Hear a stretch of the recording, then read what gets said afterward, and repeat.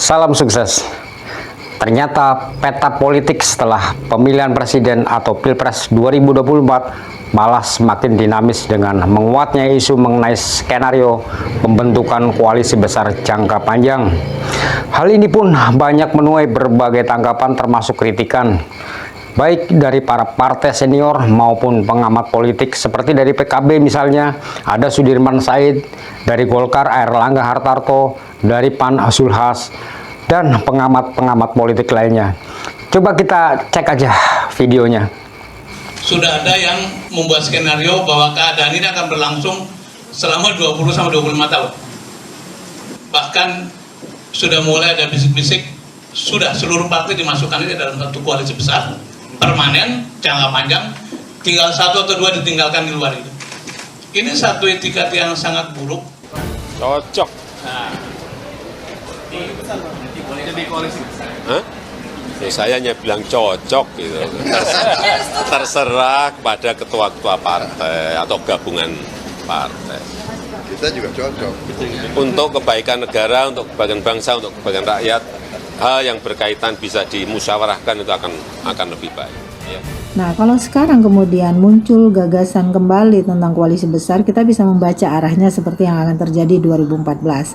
Ya, paling tidak ada upaya dari koalisi besar ini untuk merebut kembali positioning di DPR, yang kemudian bagaimana merebut kembali positioning itu sehingga tidak harus pemenang legislatif, suara terbanyak dari partai politik yang memenangkan legislatif ini memperoleh kedudukan di DPR sebagai ketua DPR.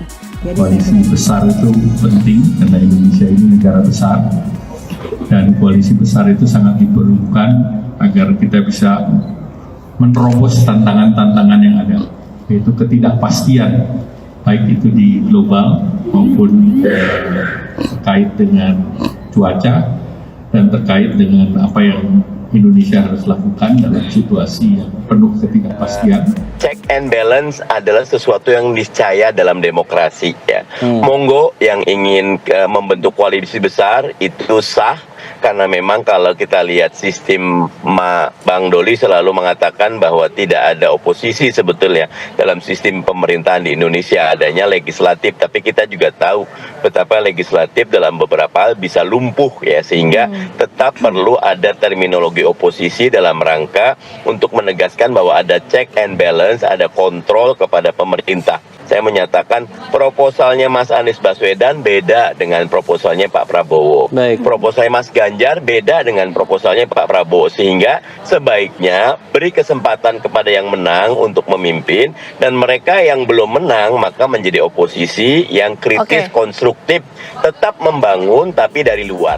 Di sisi lain, Ketua Umum PKB Muhaimin Iskandar juga bertemu dengan Ketua Umum Partai Gerindra Prabowo Subianto di Jalan Kartanegara. Prabowo menyebut bahwa pertemuannya dengan Cak Imin hanyalah pertemuan berkala dari kedua partai politik yang sudah membentuk KKIR. Namun Cak Imin menjelaskan bahwa partainya mendukung wacana membentuk koalisi besar yang terus bergulir. Pernah membicarakan ya di antara pimpinan yang tergabung di Koalisi Indonesia Maju itu secara lepas, tidak formal ya, membicarakan bagaimana koalisi atau kerjasama politik yang kemarin di Pilpres ini kita teruskan ya, kita permanenkan gitu. Karena apa? Karena pertama kan ini program-program yang menjadi program turunan dari visi yang disampaikan oleh Pak Prabowo dan Mas Gibran. Ini kan program-program yang besar yang membutuhkan dukungan stabilitas politik. Saya mengkhawatirkan jangan sampai koalisi yang terbentuk kebesaran, tambun, obesitas yang kemudian tidak menyisakan kekuatan yang imbang di luar pemerintahan, di parlemen untuk mengimbangi pemerintahan. Mengapa hal itu saya katakan? Karena tiga hal. Satu, modal politik Pak Prabowo hari ini sudah besar dibandingkan Pak SBY dan Pak Jokowi di awal pemerintahannya. Pak Jokowi misalnya contoh 10 tahun yang lalu beliau itu didukung oleh 53 dukungan publik, kemudian parlemen, kita bicara konteks parlemen itu 36% dukungan parlemennya. Nah, sementara Prabowo Gibran kalau kita perhatikan data berdasarkan data real count sementara KPU maupun quick count hitungan kursinya itu sekitar separuh parlemen sudah mereka kuasai, 50%-nya dari 4 partai Demokrat, Golkar, PAN dan Gerindra. Nah, suaranya memang sekarang 45% kursinya, tapi mereka sekarang 50% kalau dia hasil pemilu yang baru. Itu yang menyebabkan menurut saya modal awalnya pun tidak kecil, sudah besar. Jadi berpotensi terbentuk Prabowo didukung oleh dukungan parlemen sudah 50%, dukungan publik yang juga hampir 60%. Satu itu. Yang kedua, mungkin sedikit izin saya menjelaskan, potensi pergeseran peta koalisinya sangat besar.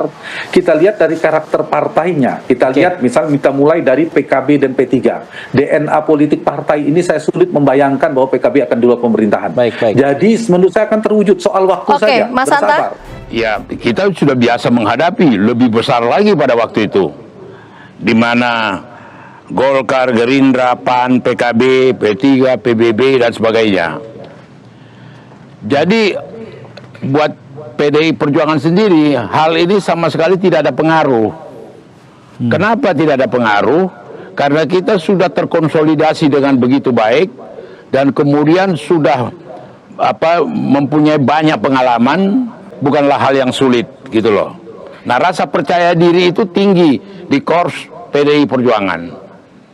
Nah, cuma yang kita sayangkan karena ada partai-partai yang tidak percaya dirinya, tidak eksis kalau tidak dikait-kaitkan dengan Jokowi. Ramai karena memang ada statement-statement yang dikeluarkan oleh dua petinggi partai yang kemarin bergabung menyatakan dukungan kepada Prabowo. Dari Pak Hasim memang yang mengatakan ada izin dan restu dari Jokowi. Yang kedua ada statement bahkan ini dari Bang Zulkifli Hasan sendiri. Bang Zul bahkan lebih jelas lagi mengatakan, saya ikut Pak Jokowi. Pak Jokowi mengatakan kanan, saya kanan. Pak Jokowi mengatakan kiri, saya kiri. Artinya itu kan mengindikasikan memang ada arahan. Walaupun Bang Zul kemarin dalam statement yang berbeda, setelah deklarasi Pak Prabowo, menyatakan tidak ada arahan dari Pak Jokowi. Nah, saya tidak tahu siapa yang berbohong, siapa yang sedang berbicara jujur. Apakah penegasan sebagai seorang presiden itu kemudian berbicara mengenai beliau dalam arti yang lain menjadi ketua koalisi yang kemudian mungkin di PDI Perjuangan tidak bisa mengambil keputusan karena Pak Jokowi hanya seorang kader, tapi dalam konteks partai-partai lain beliau adalah atasan secara koalisi politik. Ternyata peta politik setelah pemilihan presiden atau Pilpres 2024 semakin dinamis setelah Partai Amanat Nasional dan Partai Golkar akhirnya meresmikan sikap politik mereka dengan bergabung bersama Koalisi Kebangkitan untuk Indonesia Raya atau KKIR. Kokapten Timnas Anies Baswedan Muhaimin Iskandar atau Caimin Sudirman Said mengatakan adanya skenario seluruh partai politik dimasukkan ke dalam koalisi besar. Sudirman menyebut kemungkinan hanya ada 1 atau 2 partai yang ditinggalkan di luar. Di tangan orang yang masuk ke dalam kekuasaan yang disebut sebagai orang biasa, tapi masuk ke dalam demokrasi memperoleh posisi paling tinggi, kelihatannya seperti tidak tahan.